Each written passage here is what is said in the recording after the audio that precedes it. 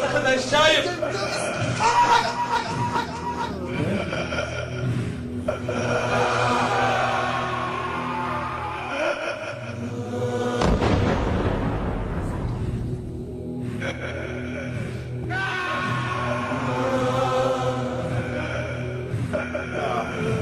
اقول قوم قطوا بسيارات، اذا جلين قطوا باي مكان ما يشوفكم ما يشوفكم.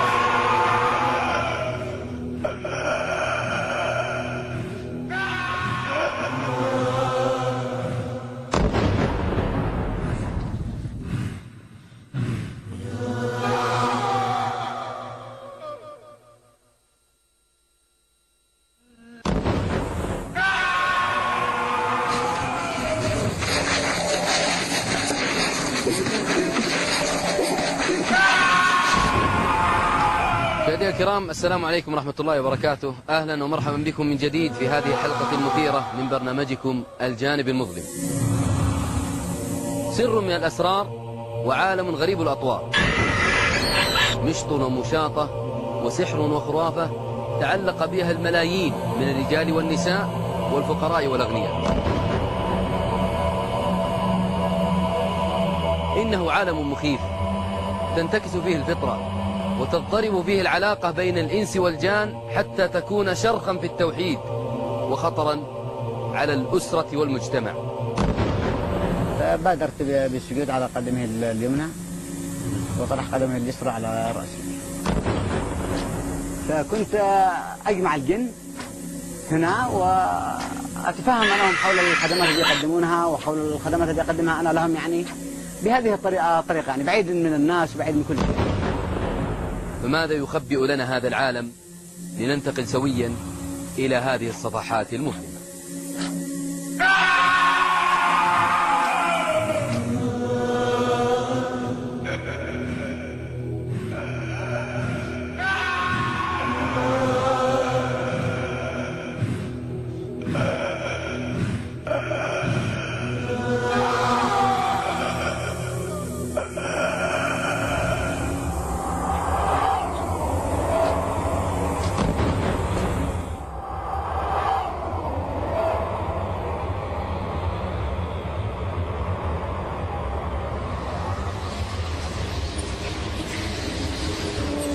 جبال تعانق السماء ووديان تجري بالماء وسكان بسطاء يقاسون الفقر واللأواء، خوف وترقب وحذر وتحفز، مغامرة بين الجبال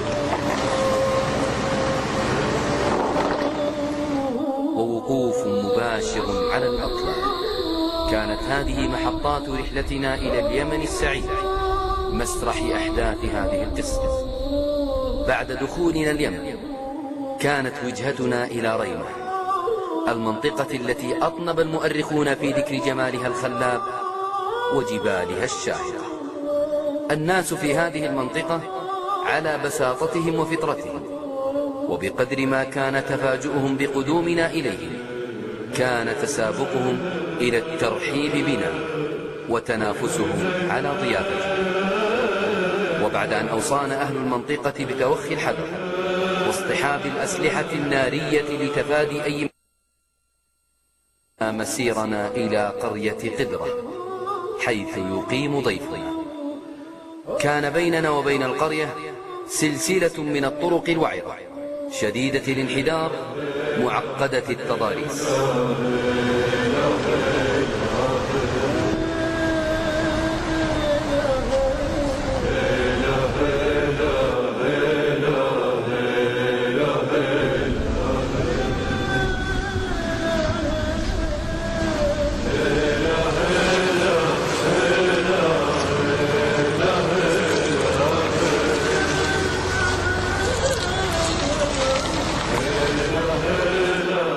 الناس في هذه الأجواء رهن حياتهم البسيطة، وبقدر ما فاتهم من الحياة المادية كان تأثرهم بالأعمال الروحية التي ربما هدمت الشرائع وعطلت العقول.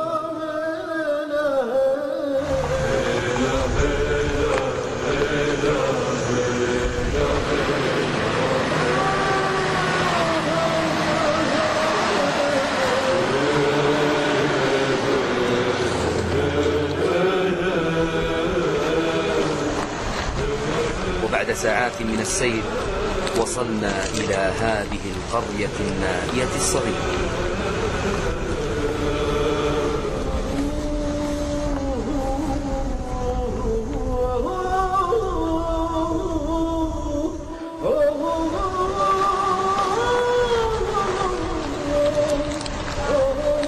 وكان ضيفنا في استقبالنا.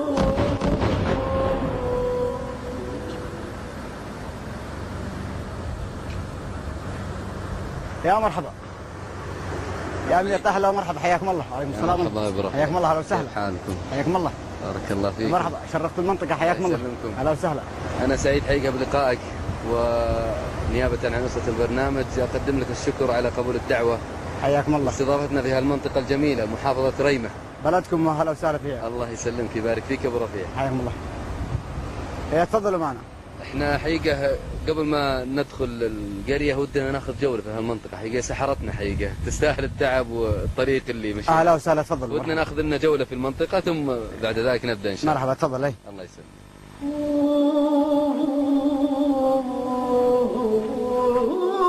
هذا هو ضيفنا داوود محمد فرحان، الرجل البسيط الذي اكتسى وجهه بالبشر والترحيب، كما هي قريته الصغيرة التي اكتست بالخضرة الجميلة واغتسلت بالمياه الجارية وحلقت فوق هام الجبال، فكان في نفوس أهلها حظ من هذا الجمال.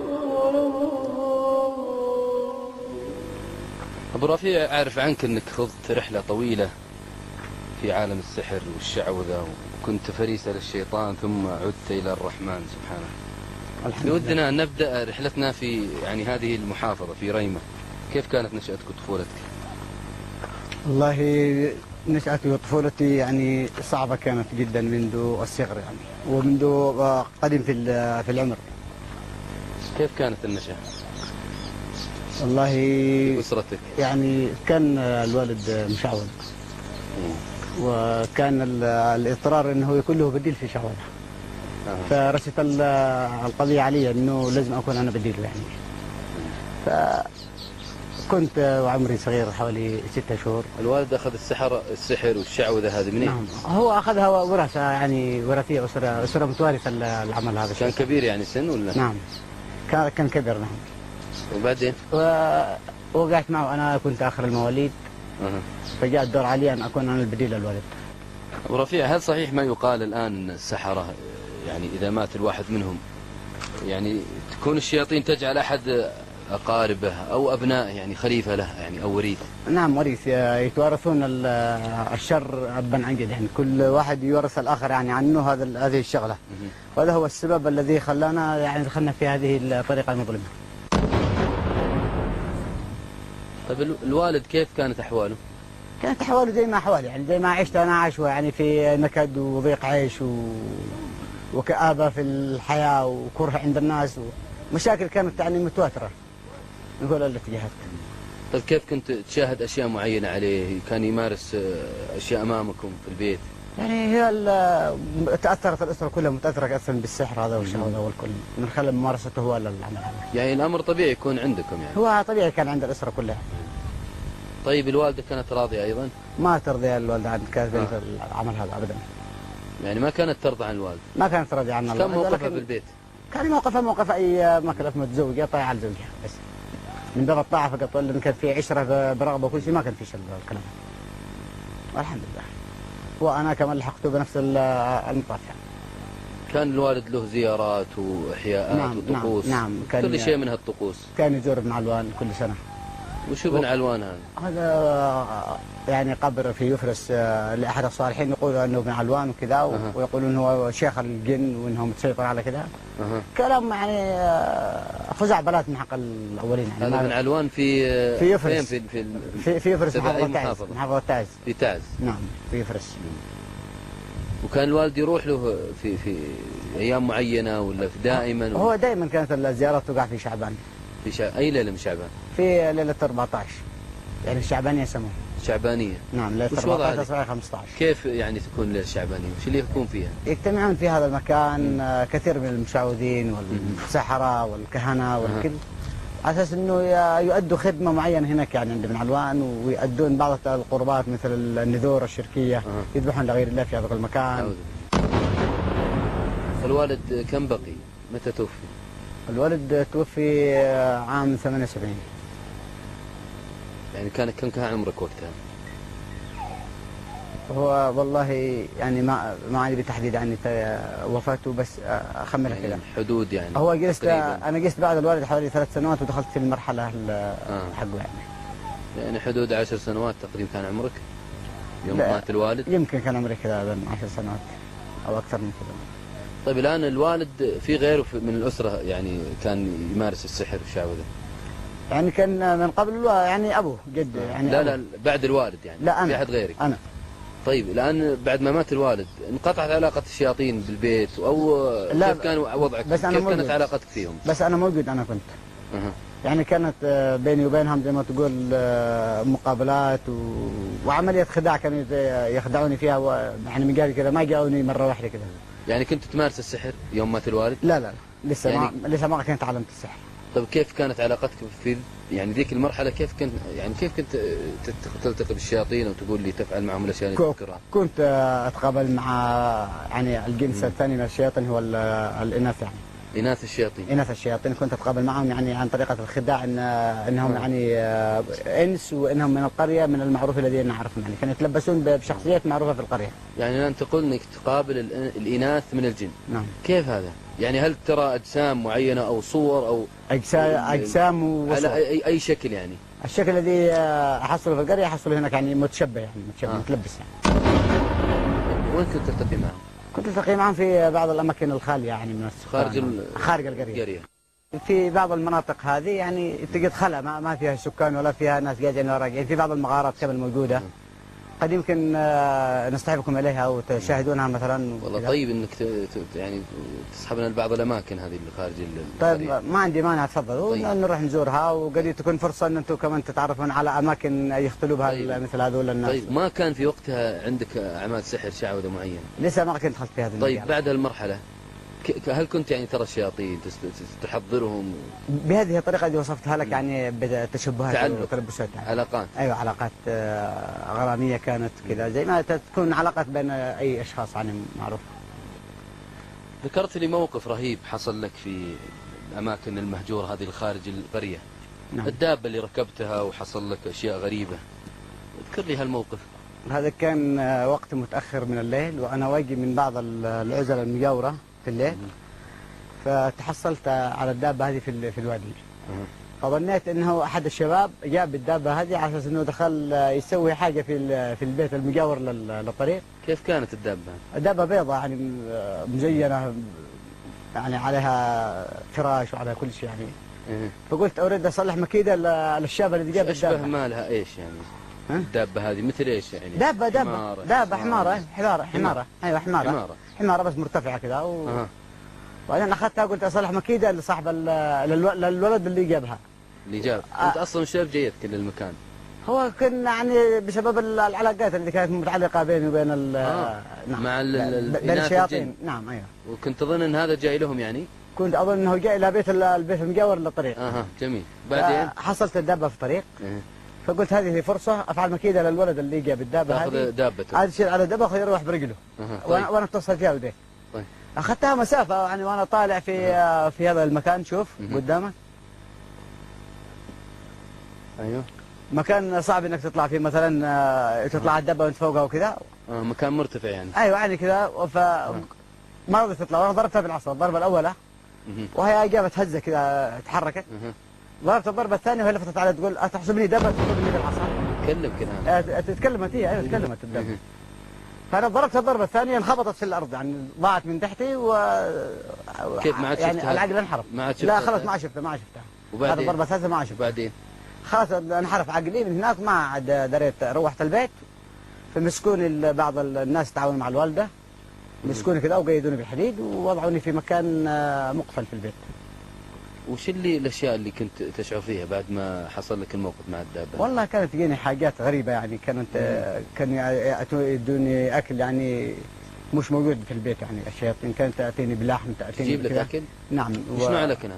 والله كانوا يدوني لحم، وفيما بعد اتضح لي ان اللحمه دي كانوا يعطوها من ميتات ومن كذا وهذا. خبائث. نعم من الخبائث تعلمت لها، وخرجت كنت اخرج في الليل واروح اكل الخبائث في الطرقات. والله تخرج في الليل؟ كنت اخرج في الليل. وش تبحث الان مثل ايش؟ يعني اكل الخبائث، يعني أي شيء. اكل الميته، اكل الكلاب والقطط وكذا وما شابه ذلك يعني. ذكرت لي انك كان عندك رغبه انك حتى الاطفال نعم تاكلهم. نعم. وش الشعور هذا؟ كيف كنت تشعر؟ لو تحصلنا على طفل ما كان ينجو ابدا. ولكن ينجو من ايش يعني؟ من المسكه، من الاكل. تاكل الطفل؟ نعم، يعني كانت مصيره مصير اي حيوان قدامي. اللحوم اللي تاكلها؟ نعم. وهل حصل انك اكلت طفل معين؟ لا الوالد يعني حصل انه اكل، انه الوالد؟ اي نعم. كانت الناس ما كان عندها اسلحه وما كان عندهم وعي بهذه الطريقه يعني والكل. الوالد كان يتحصل على هذه الحاجات ياخذ الطفل وياكله؟ كيف يعني ياكل شباب، اكل شباب كبار. اكل كبار؟ نعم اكل الناس. كيف ياكل لحومهم يعني؟ يطبخها ولا ياكلها؟ ياكلها كذا نيه، يعني الشياطين هي بتاكلها، بس هو عباره عن يعني اداه للمشأة والنسب. وانت كنت تحس برغبه فعلا من نفسك انه لو حصل؟ لا بنفسي انا لا، بس يعني بنفسيتهم يعني احس الكلام هذا. طيب حاولت انك تبحث او الشعور هذا اللي كان بذلت جهد اني اتوصل الى هذه الحالات، ولكن بذلت ايش؟ مثل ايش؟ يعني بذلت جهد اني مثلا اترقب حول القرى، يعني الواحد يخرج مثلا في الليل يريق الماء او شيء كذا، لانه عندنا في الريف زي ما وش كان في بالك في الوقت هذا؟ وش كان في بالك؟ انك تخطف الولد؟ اني اخطف الولد واكله. نعم. كيف كان رد فعل الوالده لما حصل لك الامور هذه بسبب قضيه الدابه؟ والله الوالده ما كان يعني رد فعلها الا انها تضايقت من الموقف ودعت بعض الناس يعينوها علي على اساس انهم مسكوني وقيدوني واخذوني الى احد المشعوذين الذي موجودين في القريه، يعني على اساس انه قالت يقيدني الشياطين عني او يحكمهم او يفعل اي شيء. فحقيقة حدث شيء غريب يعني عند المشعوذ، اني ضربته يعني. هو قام يشتي يدقني كذا براسه وانا مسكته انا وضربته يعني. ليش ضربته براسه؟ يفكر فيك شيء يعني؟ ايوه على اساس الشياطين يقول لك يضرب لي بالشيطان حقه، انا ضربته انا يعني. كيف ضربته؟ دقيته براسي يعني زي الكباش انه تناطح مناطحه. ايوه مناطحه. بعدين يعني هو قال خلاص شيلوا، قال هذه كرامه ابوه، يعني هذول الخدام حق ابوه، خلاص روحوا انا ما انا قادر له. يعني هو صار هو عنده واحد منك. هو عنده واحد وانا عندي 7. عجيب. نعم. طيب وش صار معك مع الوالده وفي البيت؟ خلاص تعيش حياتك؟ رجعوني في هذا المكان المغلق وقالوا خلاص ما له الا يجلس داخل ومقيد، وكل ساعه اساس انه ما يخرج خارج من يرمي ولا يقتل. كانوا يقيدونك؟ نعم كنت مقيد بسلاسل في ايدي وقيد في رجلي. وجالس البيت يعني مقيد؟ نعم جلست فتره طويله وانا مقيد داخل البيت، وبعدها فكيت من نفسي كيف فكيت؟ يعني في الليل يعني الشياطين خلصتني من القيد هذا. خلصت؟ يعني انت لا مقيد بسلاسل حديد؟ يعافك الله، يعني احوص من هذا ضيق مره ما يطلع من هنا. طيب بعدين ما ادري كيف تخلصت من عندي، يعني طريقه شيطانيه تخلصت، والقيود والكل انطرحت هنا. راحت؟ ايوه. وخرجت من مكان ما يتخيل عقلك اني خرجت منه. مكان ضيق جدا كذا في البيت، يعني خرجت منه وانا امشي، يعني سافرت في هذيك الليله عندما خرجت الى منطقه يفرس. هذه كانت المحطه الاولى يعني في الرحله بعد خروجي من البيت. هذه كانت يعني بعد ما فكيت القيود؟ نعم. وش اللي عندك في فرس؟ في زبيد. زبيد. طيب. نعم هذه كانت المحطة الأولى، بعد ما وقفت في زبيد 3 أيام. وين رحت هناك؟ وأنا رايح كذا. تمشي على يعني مشيت في الليل، يعني خرجت يعني يمكن نص الليل وصلت زبيد بالفجر. لو السيارة الآن تمشي يوم كامل بالسيارة لهناك. نعم. كيف وصلت؟ كنت تشعر بنفسك انك تمشي هالمسافة؟ لا ما شعر، أنا ما شعرت بنفسي في من القرية إلى زبيد. ما مشيت إلا بهكذا بطبيعة المشي، ما شعرت بنفسي. ما تشعر بنفسك؟ ما شعرت. يعني تظن ان الجن حملوك او مشوك؟ يعني هي قالوا 100%، يعني هم اللي مشوني. مسافة طويلة. مسافة طويلة. نعم. وصلت هناك قبل الفجر تقول؟ وصلت هناك قبل الفجر. نعم. وش سبب ذهابك إلى زبيد؟ هذه بالنسبة للذهاب إلى زبيد هو على طريق الذي تذهب إلى جارة ابن علوان إلى يفرس. ابن علوان؟ نعم. اللي ذهب له أبوك؟ الوالد اللي عنده الليلة الشعبانية. نعم الذي كان يذهب الوالد إلى ابن علوان. هذا حقيقة ابن علوان هذا رجل يعني يقولون أنه كان رجل صالح. صالح لنفسه، يعني ما يضر أحد ولا ينفع أحد، ولكن البلاطق اللي من بعده هم الذي صلحوا هذا الكلام الشرك والكفر يعني بهذا. والمكان عبارة عن إيش؟ المكان عبارة عن قبة كذا ومسجد، يعني عبارة عن معبد لغير الله سبحانه وتعالى، يعني منطقة شركية. طيب الآن ذهبت إلى بن علوان، وصلت هناك يعني من زبيد طلعت على طول مباشرة للمسجد هذا؟ جلست 3 أيام في تعاز، يعني في زبيد. طيب بعد 3 أيام ذهبت إلى يفرس. يفرس هذه اللي في تعز؟ نعم. متى وصلت إلى الضريح بن علوان؟ يعني وصلت اليوم الرابع من خروجي من البيت. وش اللي حصل بعد ما وصلت؟ وصلت إلى هناك أصلي وأصوم وأقرأ قرآن وكذا ومدري إيش، ولكن الغريب في ذلك أن كانت الصلاة إلى القبر حق بن علوان. يعني المسجد الآن هذا عبارة عن ضريح في قبر، والقبر هذا يصلى إليه، يعني أمامكم القبر. نعم شوف القبر. نعم يصلى إليه. نعم. وتصلون هذه الصلاة؟ يعني كنا بجانب القبر يعني نصلي. تصلون كم جلستم اليوم؟ جلست أنا 15 يوم جلست في هذا المكان، 15 يوم، هذه الصلاة والصيام وقراءة قرآن. صيام يعني يا أخي مشروع، يعني وصلاة عادية الآن. كنا نصلي بالطريقة هذه، ولكن المقصود بذلك من عندهم هم غير هذا الكلام. طيب هي قد يشرك في شرك بأول على آخر. هذه الفترة ال 15 يوم اللي قضيتها في مسجد أو ضريح بن علوان. نعم. بعد ذلك في نهايتها أجل القيم حق الجامع. أيوة. وقال لي خلاص بورك فيك. أطلع، هذه كرامة أبوك. يعرفون أبوكم؟ أيوه هم يعرفوا. نعم طبعا نزارهم قبل. وقد يقول لك يعني بالنسبة للكلام هذا يقول لك هذا من فلان فلان، الشياطين حقه بتقول له يعني هذا فلان بينه حق فلان، أو هذا فلان ما واجي من كذا كلام، يعني الإيحاء يعني من الشياطين هذه. فالقصة كلها هي تترتب على شرك وكفر من أولها لآخرها، زيارات وما زيارات وصلاة وصيام وعبادة في هذا المكان كلها عبارة عن شركية كلها. طيب يعني هنا يعني لما انتهيت من ال 15 يوم هذه، وش اللي حصلت عليه؟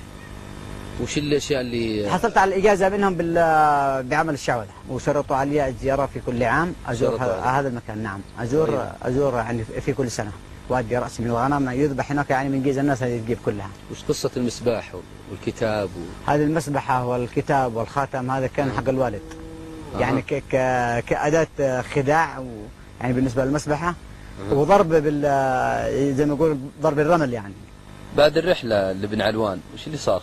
رجعت إلى البيت بعد ما قال لي بن علوان فين وضع الكتاب والخاتم والمسبحة. من اللي وضع لك؟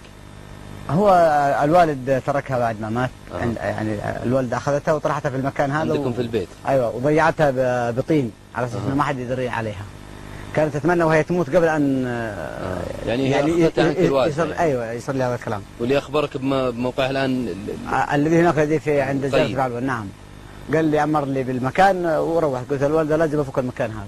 طيب. قالت لي يعني أنت زرت معلوم؟ قلت لا زرت معلوم. قالت بس أنا أشتي منك عهد إنك ما تضر أحد ولا تسحر أحد ولا تفعل بأحد أي شيء يضره. تعهدت لها. قلت لها خلاص أنا متعهد إني ما أفعل بك أي حاجة، ولا أفعل بالناس الآخرين أي حاجة، ولا أفعل أي شيء يضر الناس. ورفيع ودنا نصعد فوق السطح هذا إذا أذنت لي. طيب تفضل. هاي. طيب. كم هو غريب هذا العالم، وكم هي محزنة أحوال أهله. إنهم يتمرغون بالأعتاب ويلهثون خلف السرى. رفيع ذكرت لي أنك زرت ملك النمارد النارية. وش قصة ملك النمارد هذا؟ وين موقعه؟ كيف كانت زيارتك له؟ هذه وقعت الزيارة إليه ويعني بعد عودتي من يفرس، بعد ما قرأت في الكتب يعني وكذا، على اساس اذا اردت ان تكون مثلا في الساحر ويعني تمسك عده وظائف في الشرك والكفر والهذا. ففي تعليمات في الكتاب نفسه يعني يدلك كيف تفعل. فكان من ضمن هذه الشروط والعياذ بالله هي الكفر بالله سبحانه وتعالى وملائكته وكتبه ورسله. هذا الان وينه؟ ملك النمارد. هذا تعليم، لا هذا التعليم اول في الكتاب. هذا التعليم اول في الكتاب، يعني شفته بعد ما عدت من يفرس، بعد ما أخذت الكتب وقرأتها وحصلت هذه التعليمات. فيعني يقول لك إذا أردت أن تدخل في الباب الكبير يعني يأتوك الروحانيين وتأتي كذا وكذا، يعني لازم أنك تفعل هذه التعليمات ويجيب لك يعني عبارة عن حروف أبجدية متقاطعة كذا، اللي هي التعليمات يعني تقرأها بالحروف هذه. يقول يعني أول الشروط أنك تكفر بالله. كفر بالله سبحانه وتعالى وملائكته وكتبه ورسله، يعني لا تعترف بشيء من هذا كله. ثانيا أن تحتدي بالقرآن لمدة 40 يوم. وضع حذاء وتدخل به الحمام 40 الصباح.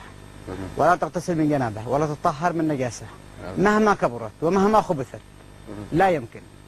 ولا تجلس في مجالس فيها الذكر، ولا يكون في بيتك كتاب للقرآن، ولا تسمع مؤذن، ولا تصلي، ولا تفعل من هذه الأعمال أي أعمال أبدا. ومن المفترض إذا سمعت المؤذن يؤذن أن تلعنه. أعوذ بالله. أن تلعن المؤذن، نعم. وهذه كانت يعني من هذه التعليمات اللي في الكتاب اللي قرأتها. هذه تعليمات، نعم. طيب ذهبت للزيارة هذه؟ قمت بالزيارة هذه إلى هناك، إلى المكان هذا. وين يقع المكان هذا؟ هذا في بير برهوت ما بين شبوة وحضرموت. نعم ذهبت هناك. جنوب يعني؟ في الجنوب، نعم، في المنطقة الجنوبية.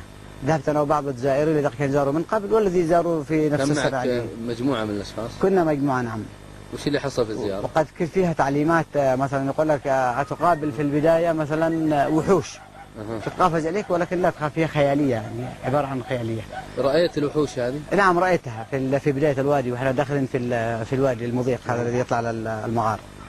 والثانية يعني بتظهر لك أفاعي وثعابين في نفس الطريق، يعني في نفس الوادي. يعني المكان اللي تمشون فيه وش كان بالضبط؟ وادي يعني بس ضيق كذا شوية زي الوادي هذا، يعني فيه الأشجار وفيه كذا. فظهرت هذه الثعابين والحيات رأيتها بعينك؟ رأيتها، أيوة رأيتها، ولكن قد عندي. تمشون في الليل أو في النهار؟ لا، ما بلا في النهار.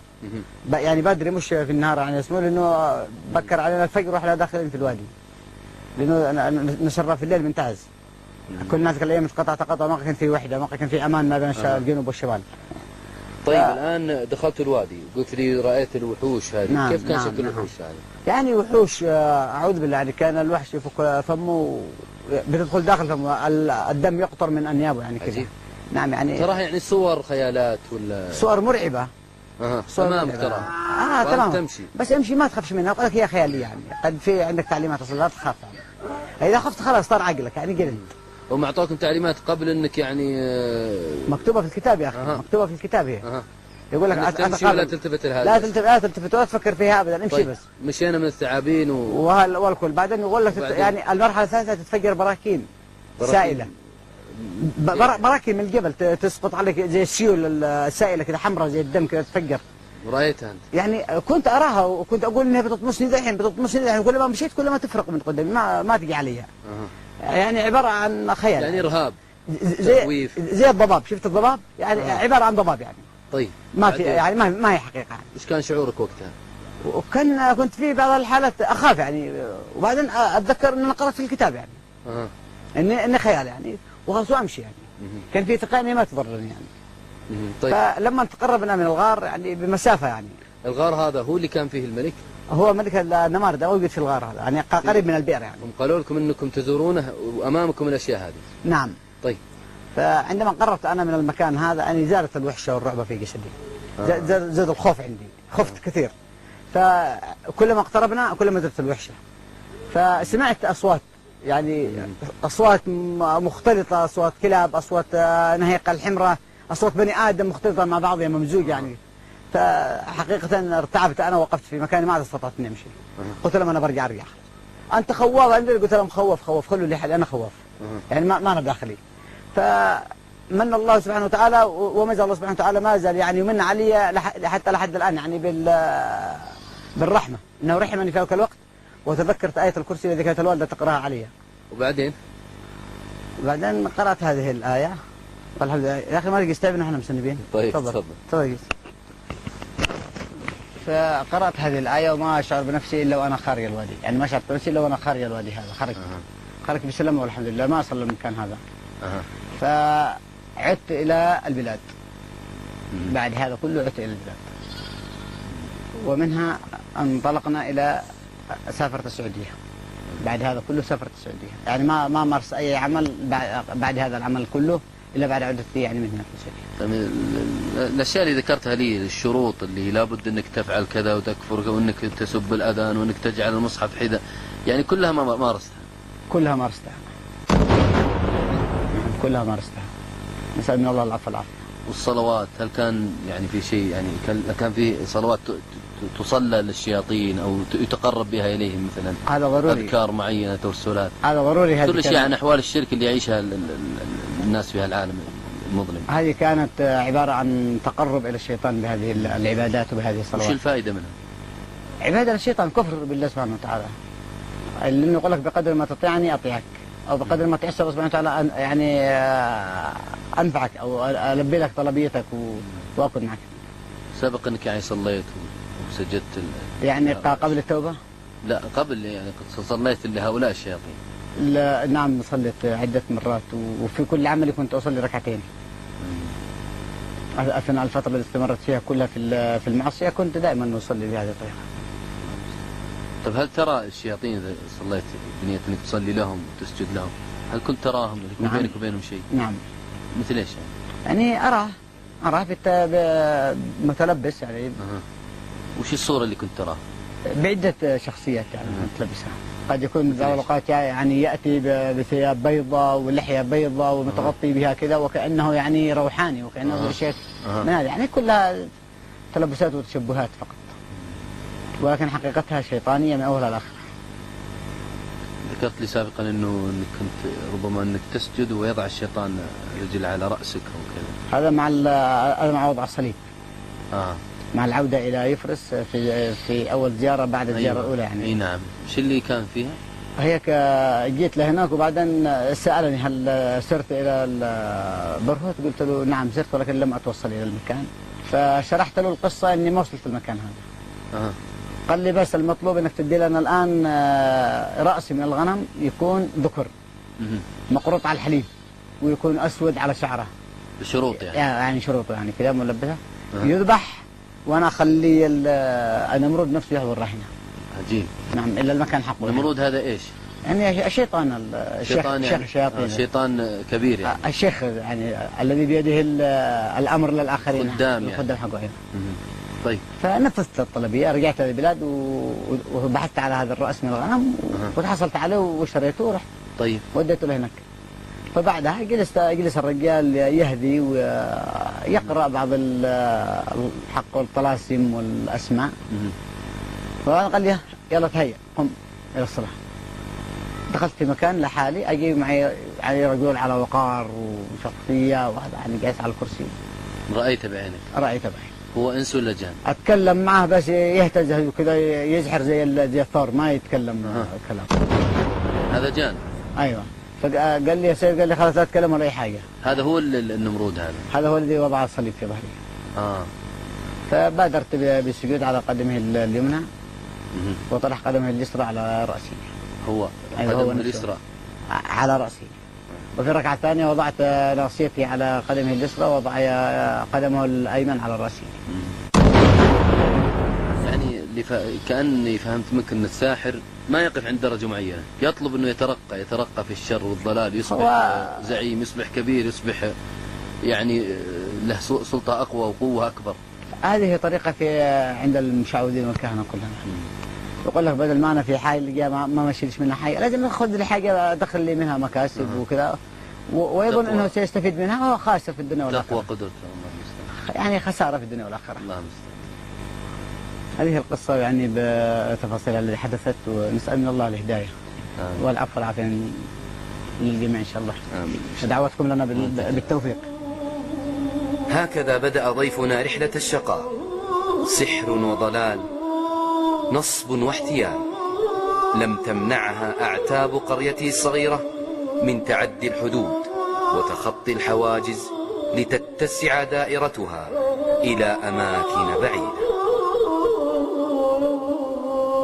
بالنسبة للباجل، سبب انتقالك للمدينة الصغيرة هذه؟ سبب الانتقال إلى باجل هو يعني عبارة عن طمع يعني في الناس، أو زي ما تقول الناس ينخدعوا بأبسط الأمور، يعني الناس مساكين يعني وعلى فطرة وزي ما واعتقاد بالشيء هذا يعني شديد عندهم، معتقدين بالشيء هذا. يعتقدون بإيش؟ يعني يعتقدون بالشعوذة ومعتقدين بالسادة، إن السادة هذول يعني ما في بعدهم إلا يعني كل خير. على الفطرة يعني. هذا سبب انتقالي إلى هناك، لأنهم يعني ناس بسطاء. وصيد سهل. ما يتعبك زي ما الارياف يعني قد تحصل بعض الناس شديد وقد يمكن يواجهك بقتال وكل شيء، لكن صاحب تامة حتى وإن ما حصل فائدة ما يقدر يتكلم عليك، يعني مساكين. الأشياء اللي كانت الشياطين توحي لك فيها أو تقدمها لك أو تخبرك عنها بعض الناس، وش الأشياء اللي كانت تحصل لك بالنسبة لقصة الإيحاء من الشيطان، انه يحيي الي بما سياتيني مثلا من الناس او بما ستحصل في نفس اليوم هذا او شيء، هذا معروف عند كل كاهن وهذا اسمه، انما توحي اليه الشياطين بما يعني سيحصل او كذا، وهذا من عمل الترهيب على الناس، لانك لما تتكلم مع الشخص تقول له انا ادري يعني بقصتك انت كذا كذا كذا، يخاف منك، يقول هذا رجل يعني ما في بعد يعني. طيب الان اذا جاك الان اللي يطلب السحر بعد ما تسوي الطقوس هذه، وش الاشياء اللي تشعر فيها؟ كيف التغيرات اللي تحصل على جسمك او وجهك؟ ايش اللي يحصل بينك وبين الناس؟ ايش يشاهدون الناس منك؟ يعني اول ما كنت اشاول طبعا اول شيء كان اول شروط من شروطي هي يعني اقناعي بالقات، يعني بدون ايقات كثير على اساس اني اخزن وارتاح. وثاني يعني اقوم ابخر مثلا او استخدم العطر يعني في الخاتم، واطرح الختم امامي كذا، والختم هذه هو عباره عن محكم للشياطين اللي استخدمها. خاتم كيف يكون شكله؟ ختم فضي، ختم فضي بس عنده عقيقه يعني من نوع فريد، يعني كانت كذا، وانا سلمتها لمؤسسه الفرقان للشيخ علي يفوز.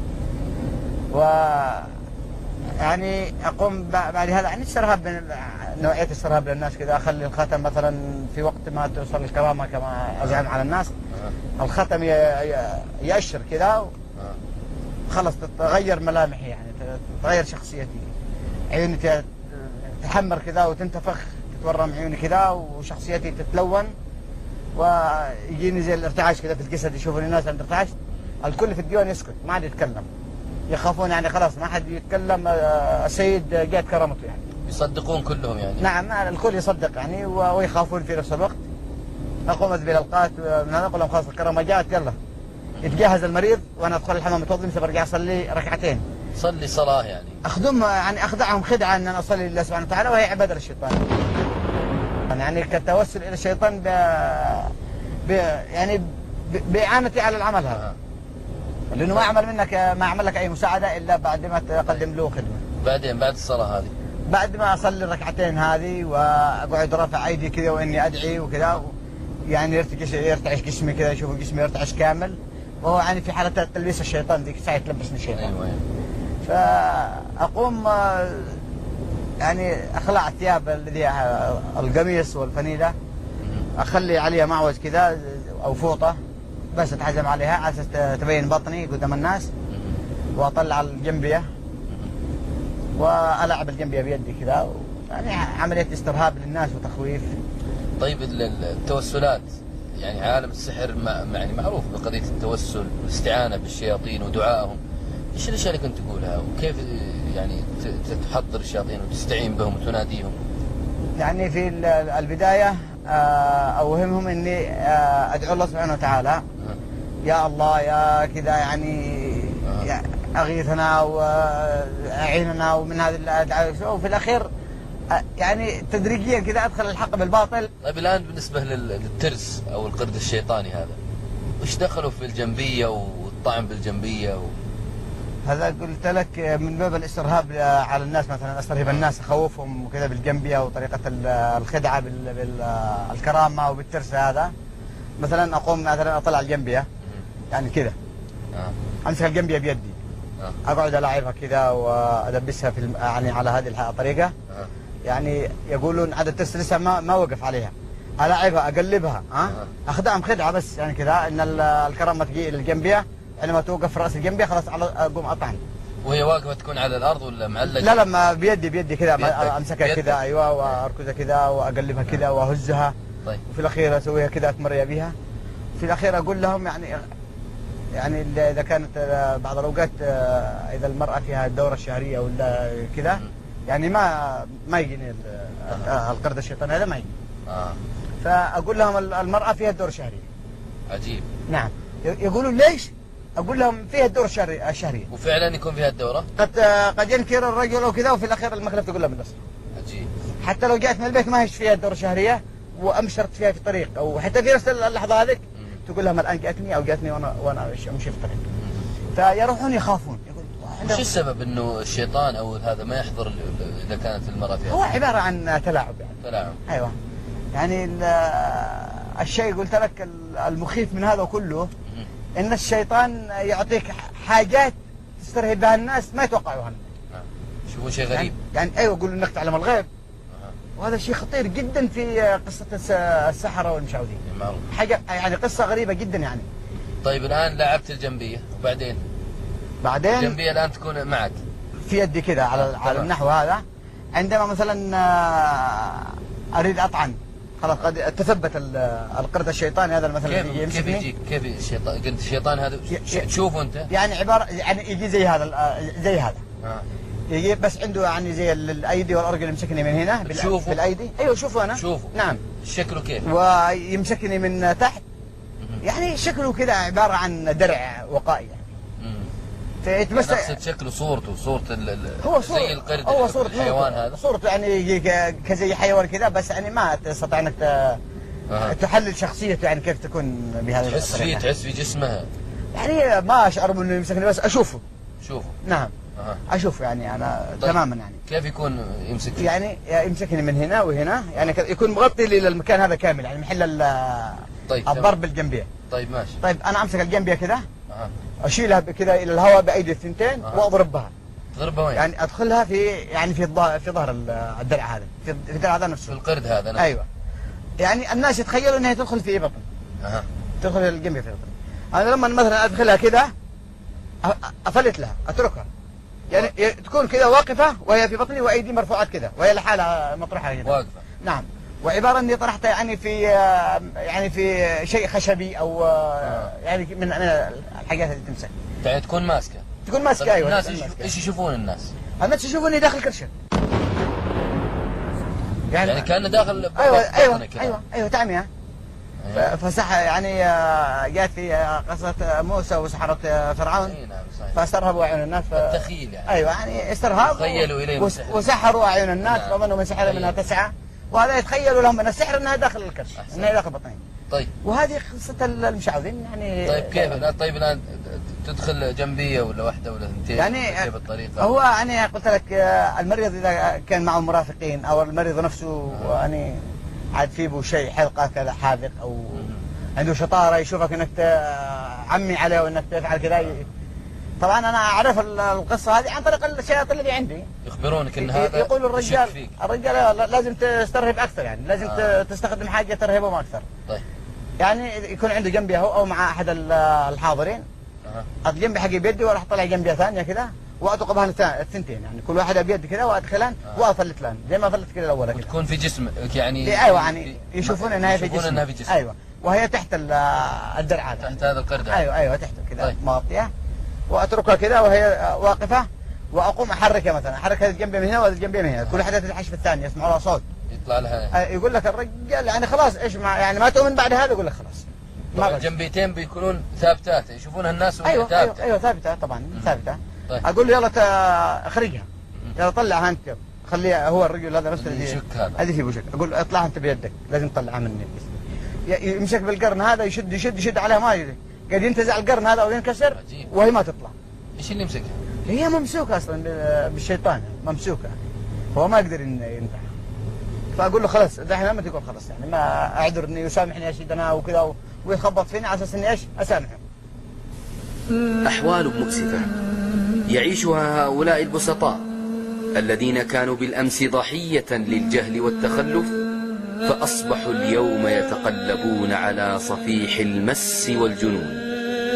انه الجهل والفقر، فما الذي يمكن أن نقوم به إزاء هذين الشبحين؟